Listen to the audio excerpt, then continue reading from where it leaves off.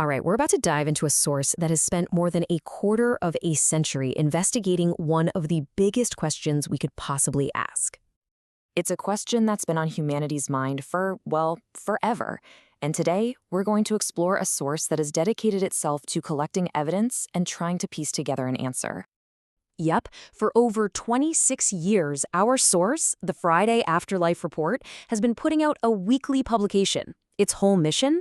To compile and present the evidence for the survival of consciousness. Now that is a huge claim, right? Absolutely stunning and irrefutable. So what in the world is this evidence they've been collecting for all these years? Okay, let's get into it.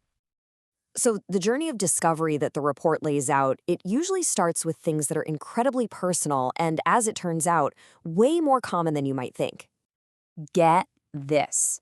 You might think seeing a sign from a loved one who's passed on is a pretty rare thing, but the data they've compiled says no, not at all. We're talking about half the population reporting some kind of experience like this. It's a fundamental part of the human experience. So what is an after-death contact, or ADC? Well, the formal definition is a spontaneous contact with someone who's passed. But what that looks like can be anything, from just a feeling that they're in the room with you, to a really vivid dream, or even a physical sign. And the report is just filled with stories like this one that really bring that 50% number to life. You see all these subtle things, lights flickering, a specific song on the radio, a voice on a recorder. For the person going through it, these aren't just coincidences. They feel like real, undeniable messages. And it's not just ADCs. The reports also point to near-death experiences, or NDEs.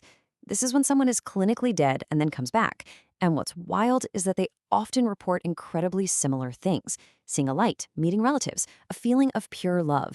And it doesn't matter what their culture is or what they believed before it happened.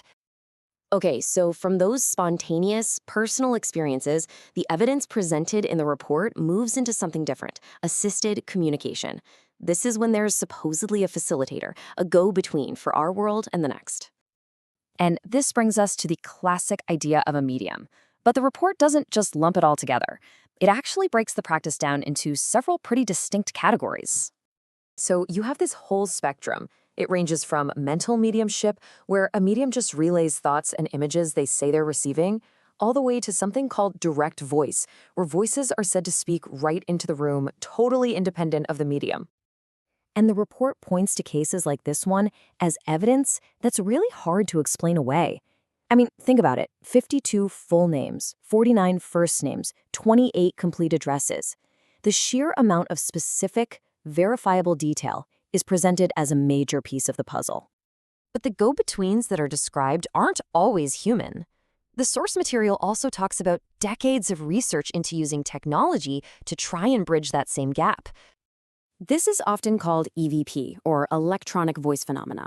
The basic idea is that spirits can manipulate energy and sound waves to leave messages for us right on our own tech, like voices caught on a digital recorder. So at this point, the focus of the report starts to shift. It moves from just trying to prove that we survived death to trying to understand the purpose of it all through these really complex philosophical teachings. And this kind of mediumship is less about getting a personal message, hi from grandpa, and much more about receiving these big picture universal truths about reality, why we're here, and what it's all for. And according to the source, this has been going on for a long, long time. We're talking over 150 years of different people in different eras, all claiming to bring through these deep philosophical ideas from, supposedly, groups of very advanced souls. And here's the kicker. Across all these different teachings from different times and different sources, a super consistent message emerges. The big idea is that our life on Earth is totally purposeful. It's a kind of school for spiritual growth. We aren't just victims of random events. We're here to learn and evolve. This quote from a spirit teacher named Silver Birch just sums it all up perfectly. It completely reframes our biggest struggles. They're not punishments. They're opportunities that we chose because we knew they would help us grow. Okay, so finally, the reports try to bring all these different pieces together. The personal signs, the messages through mediums, the big philosophy, to paint one unified picture of how the afterlife actually coexists with our own world. And this is really the core idea. The afterlife isn't some faraway place up in the clouds. It's right here, all around us, just as solid and real as our world. The only difference is it's vibrating at a higher frequency, just outside the range of what our five senses can normally pick up. I love this analogy. It suggests that making contact is really a question of physics. It's like turning the dial on a radio. Both sides, us and them, have to adjust their frequency to find that sweet spot where communication can happen. And a medium, in this view, is just someone who's naturally tuned to that other station. And that's really where this whole 26-year investigation leads us. The question stops being, do we survive death, and becomes something so much more important. How should we live our lives right now?